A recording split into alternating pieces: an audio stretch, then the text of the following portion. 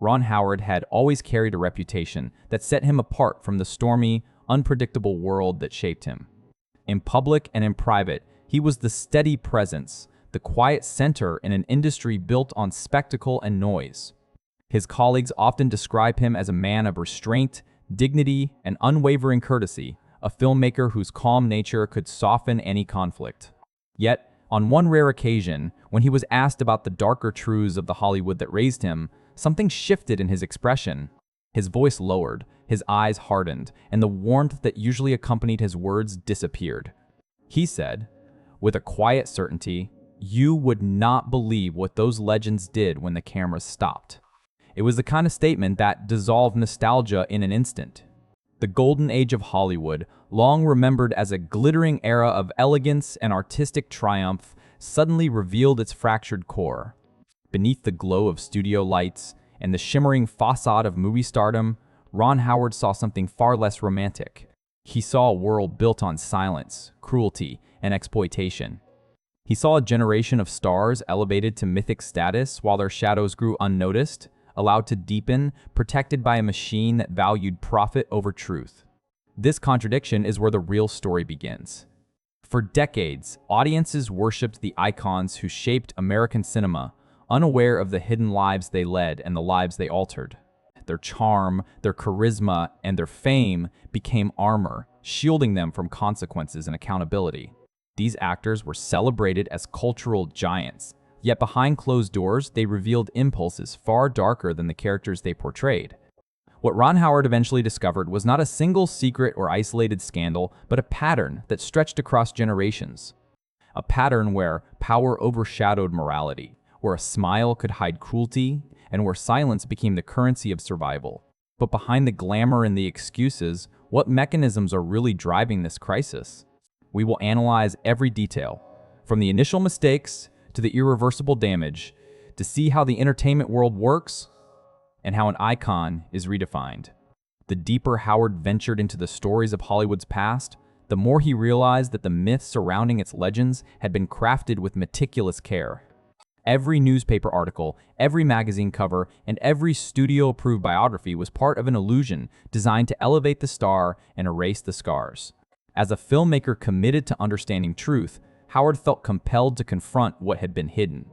Not to condemn, but to understand how an era built on artistic brilliance could also carry such profound moral decay. This journey leads us to 6 figures whose names once defined cinema itself. 6 icons whose influence shaped generations, yet whose private lives tell a story very different from the one immortalized on screen. Their rise, their power, and ultimately their downfall reveal the truth. Ron Howard learned the hard way. The golden age of Hollywood was never golden at all. It was a world of contradictions, where the brightest lights cast the darkest shadows. The deeper Ron Howard delved into the origins of Hollywood's golden age, the more he realized that the glamour was only a thin veil stretched over a system meticulously designed to protect power. To understand why so many legends were able to rise unchecked, one must first understand the structure that carried them. Hollywood of the early 20th century was not merely an entertainment industry. It was a self-contained empire where the studio system controlled everything: casting, publicity, public perception, and, most importantly, the fate of the individuals who lived within it. For a young filmmaker like Howard, who had grown up on sets filled with discipline and respect, the stories of the past felt almost unbelievable. The studio heads of the 1930s through the 1960s were not creative collaborators. They were monarchs with complete authority. With a single phone call, they could erase a scandal, silence a witness, or manufacture a completely new identity for a star. Their power reached into police stations, editorial offices, and courtrooms. Every narrative, both on-screen and off, flowed through them. This was the soil in which Hollywood's darkest legends took root. The structure bred arrogance. When actors became profoundly aware that their fame was protected by executives and reinforced by publicity machines, they understood that consequences were optional. The public saw them as flawless heroes, risk-takers, adventurers, or symbols of moral strength. Behind the curtain, however, the absence of accountability created the perfect environment for destructive impulses. Ron Howard described this system as a pressure chamber, one where external perfection was demanded, but internal chaos was tolerated, if not quietly encouraged. The roots of the problem became painfully clear when Howard studied the early life and career of Errol Flynn. Flynn's rise to stardom was meteoric. With the success of Captain Blood in 1935, Warner Brothers recognized his potential and built an empire around his image. But the studio also built something else, a shield. In private, Flynn was consumed by a sense of invincibility. His flamboyance, charm, and recklessness collided with a deeper belief that he was untouchable. Studio executives believed that maintaining his image was more valuable than confronting the truth. When he faced accusations from two teenage girls in 1942, the lie of invulnerability was exposed. Not because the accusations surprised anyone in Hollywood, but because they threatened the very machinery that had elevated him. Howard once said that reading about Flynn's trial felt like discovering the blueprint of Hollywood's moral decay. The arrogance was not an accident. It was a product of a system that rewarded charisma and punished vulnerability. Studio lawyers worked tirelessly behind the scenes. Witnesses disappeared. Witnesses disappeared. Publicists wrote narratives that turned Flynn into a misunderstood rogue instead of a man facing severe allegations.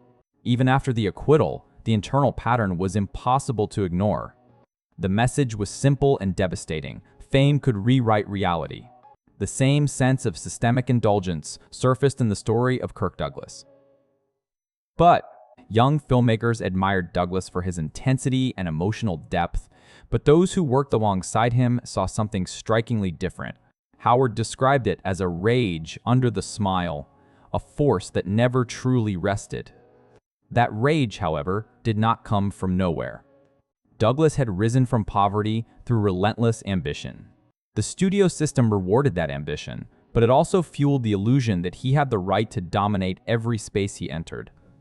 On sets, his temper was legendary, and whispers about his behavior toward women were circulated quietly but persistently. When allegations resurfaced decades later regarding Natalie Wood, who was only 16 at the time of the alleged assault, Howard found himself grappling with the deeper structure that allowed such stories to disappear.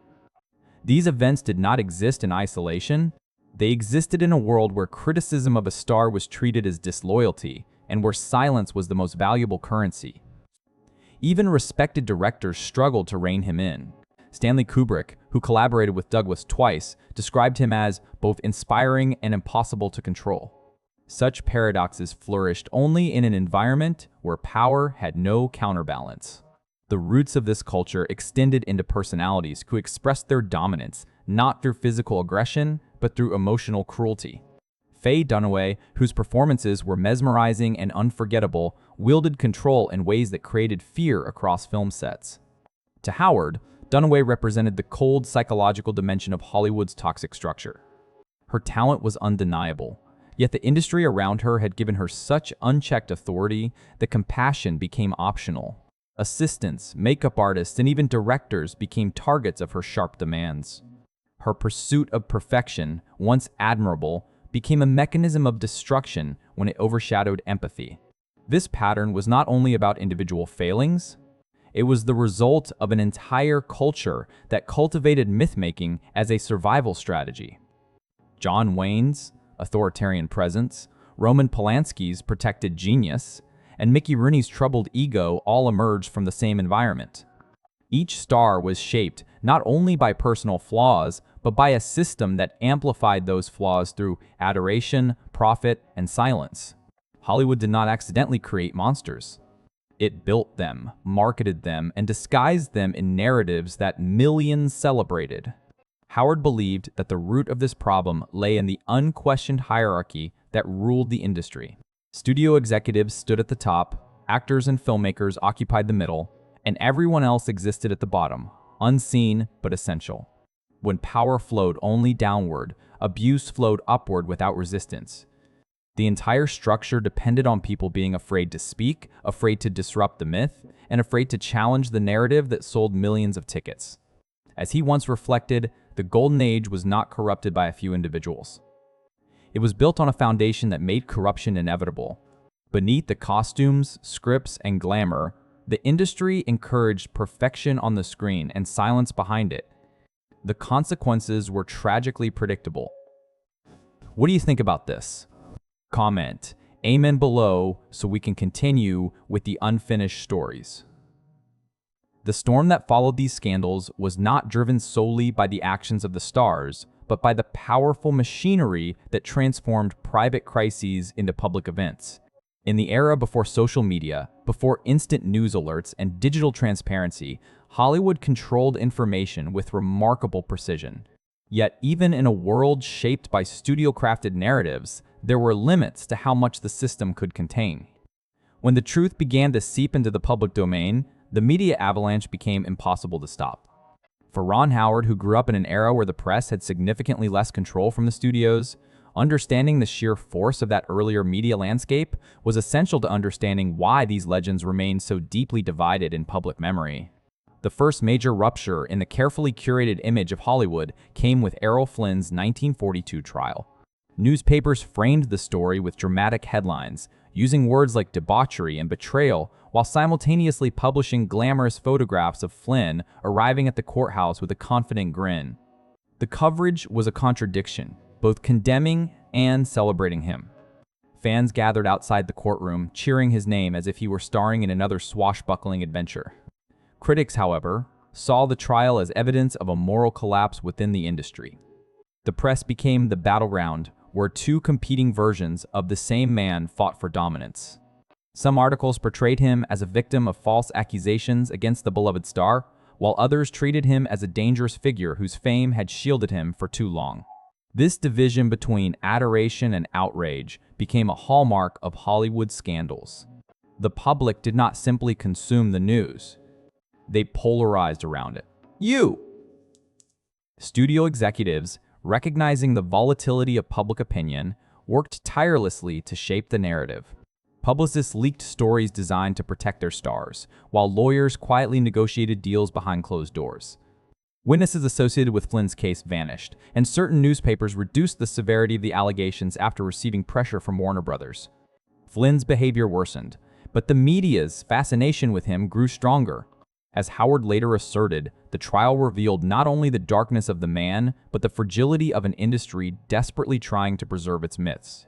Kirk Douglas faced a different type of media storm. His conflicts on set, his outbursts of anger, and the whispered accounts of his private life were not always publicized during his peak years. The media at the time focused primarily on his charisma, his dramatic intensity, and his image as a Hollywood hero. Yet for insiders, the intensity came with a price. Crew members spoke quietly about scenes where Douglas exploded over minor inconveniences.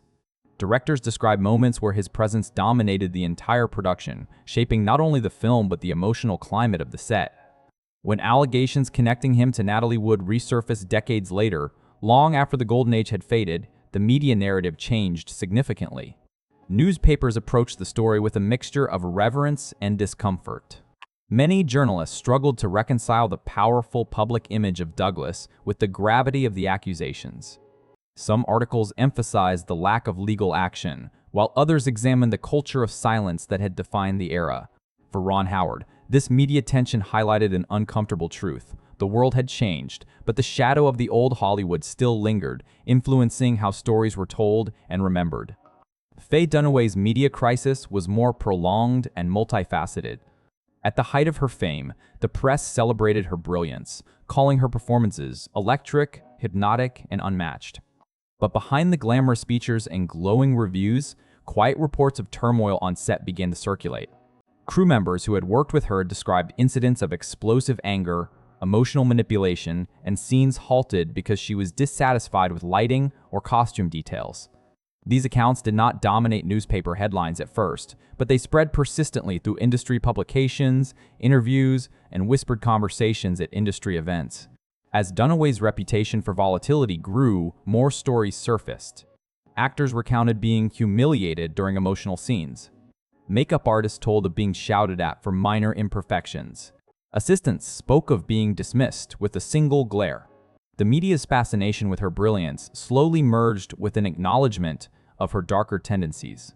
When she was dismissed from a Broadway revival in 2011, the news coverage reflected a shift.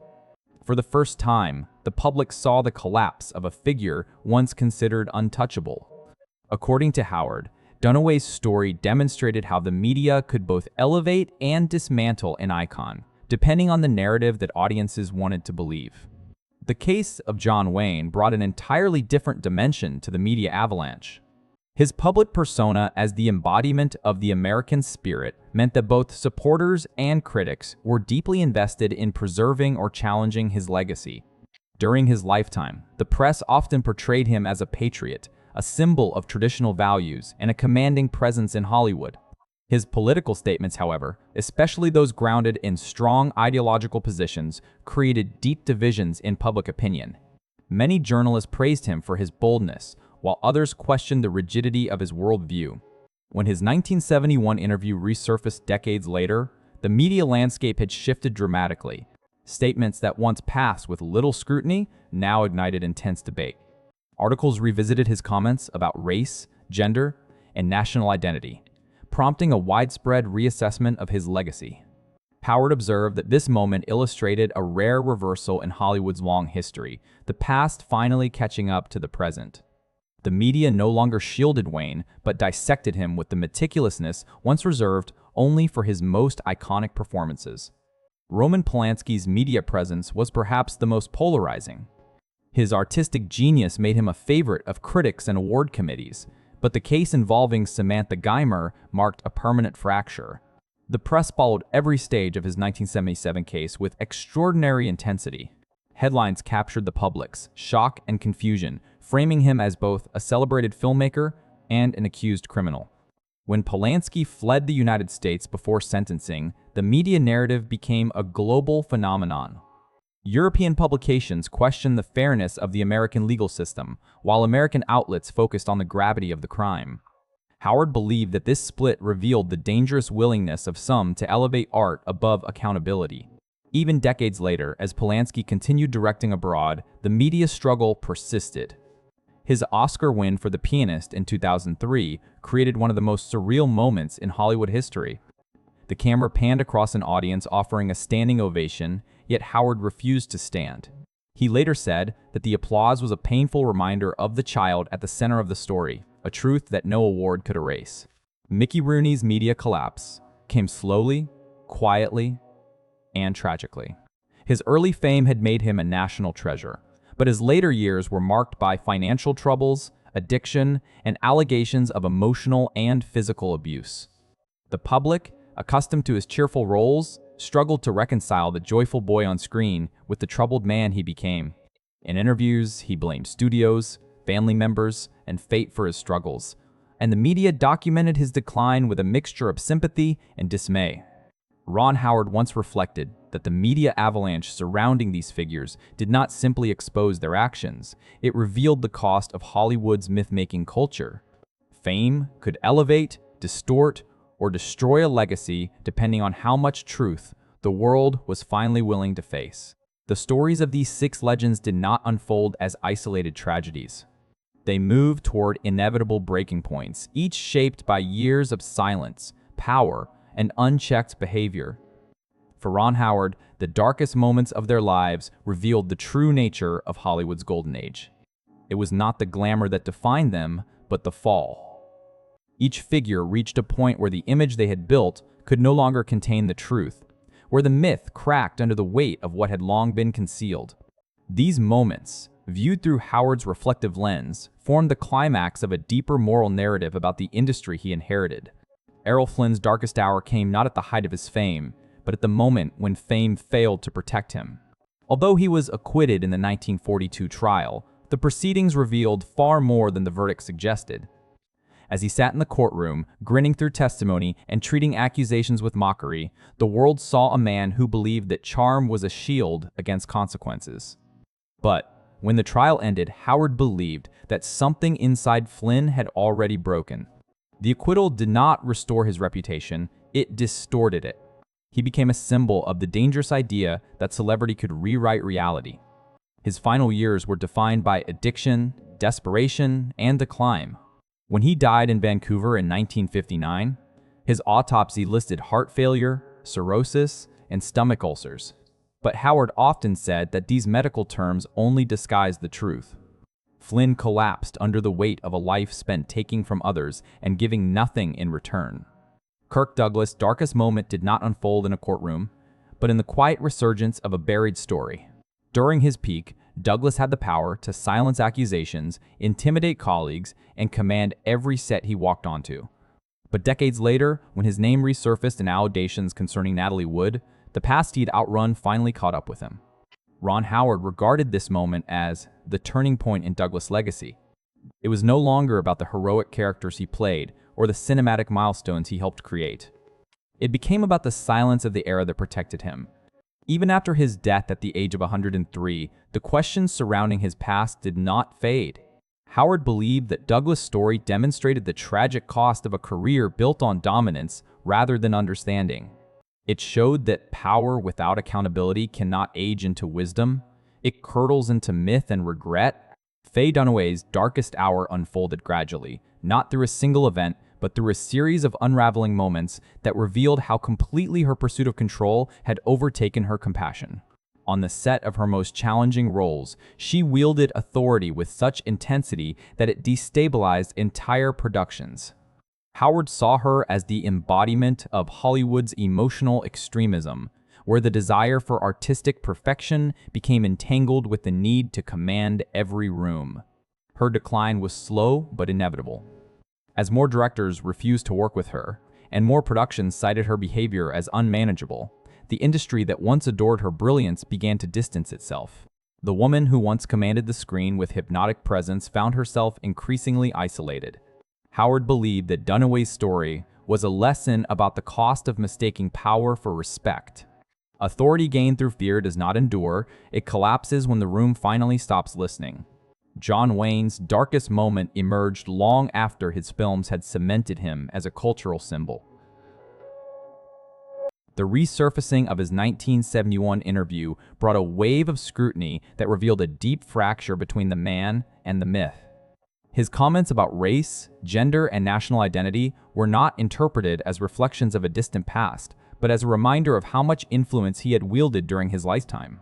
Howard found this moment deeply symbolic, representing the point at which Hollywood could no longer disguise the prejudices that had once shaped its stories. Wayne had built a legacy rooted in masculinity and patriotism, but the interview exposed a worldview resistant to change and compassion. It was not simply the words themselves that defined his darkest hour, but the realization that his legend had been built on a foundation that refused to evolve. Roman Polanski's darkest hour arrived in 1977, not because of a loss of fame, but because of a confrontation with truth. The case involving Samantha Geimer became impossible to deny or reinterpret. Polanski, who had survived war, loss, and unimaginable trauma, committed an act that shattered any notion of moral complexity. Howard believed that the true climax of Polanski's story was not the crime itself, but his decision to flee the United States before sentencing. That act cemented his exile and transformed him into a symbol of Hollywood's willingness to protect brilliance at any cost. Every award he received afterward, every standing ovation, every critical praise became part of a painful contradiction. For Howard, the applause never drowned out the voice of the child whose life had been altered forever. Mickey Rooney's darkest hour came not from a single scandal, but from the accumulation of a lifetime of missteps, regrets, and destructive behavior. Once the highest paid actor in America, he ended his life with an estate worth less than $20,000, his body initially unclaimed. The man who made the world laugh for decades faced the final chapter of his life in isolation and financial ruin. Howard considered Rooney's story to be the most tragic of all, not because his actions were uniquely monstrous, but because he had spent his life performing joy while living in misery. His pain became entertainment. His destruction became invisible. The smiling boy America adored eventually crumbled under the weight of a life defined by contradictions. As Ron Howard reflected on these 6 lives, he recognized a single pattern that connected all of them. Their darkest hours did not emerge from fate or misfortune. They were the culmination of a system that rewarded silence, celebrated myth-making, and allowed power to operate without accountability. The real climax was not in their individual falls. but in the collective realization that Hollywood's golden age had been built on unstable ground. The breakthrough came when Howard understood that the industry he loved could only move forward by confronting its past honestly. The stories of these legends were not warnings meant to inspire fear, but lessons meant to inspire awareness. Hollywood could only evolve if it acknowledged that brilliance does not excuse cruelty, and that fame does not erase responsibility. In this understanding, Howard found clarity, not condemnation. The path toward a more ethical future began with the willingness to look directly at the shadows cast by the brightest lights. The aftermath of these stories stretches far beyond the lives of the people who lived them.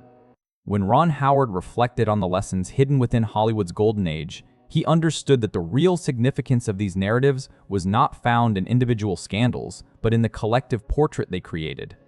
Each rise and fall revealed the fragility of an industry built on illusion, performance, and the relentless pursuit of spotlight. These six figures were not anomalies.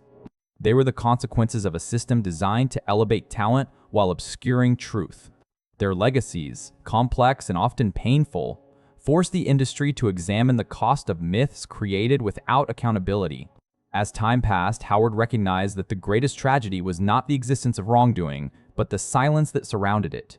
A world that celebrated fame so intensely had allowed its admiration to overshadow compassion and responsibility.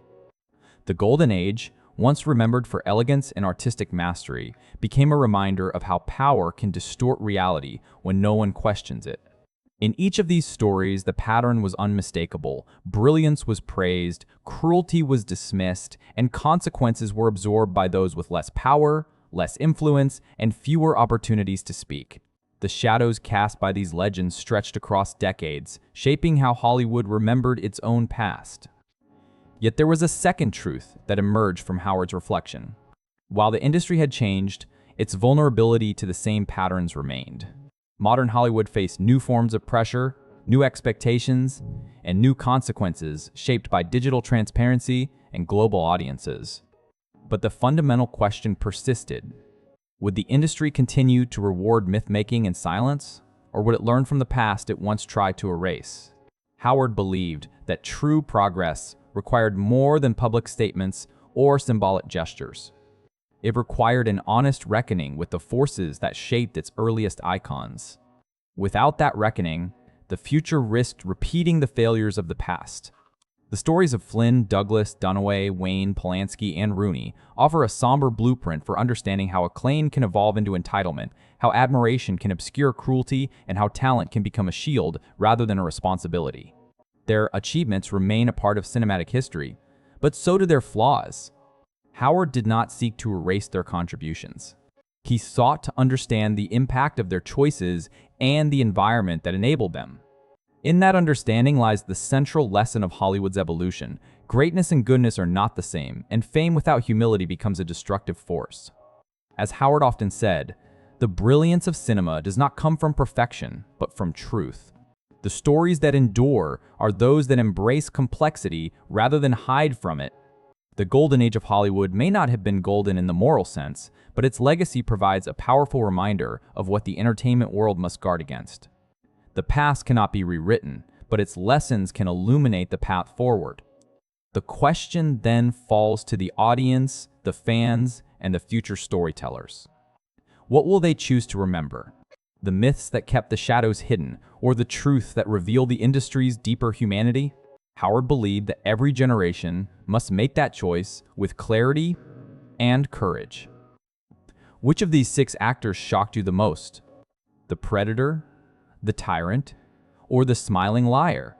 Let me know in the comments.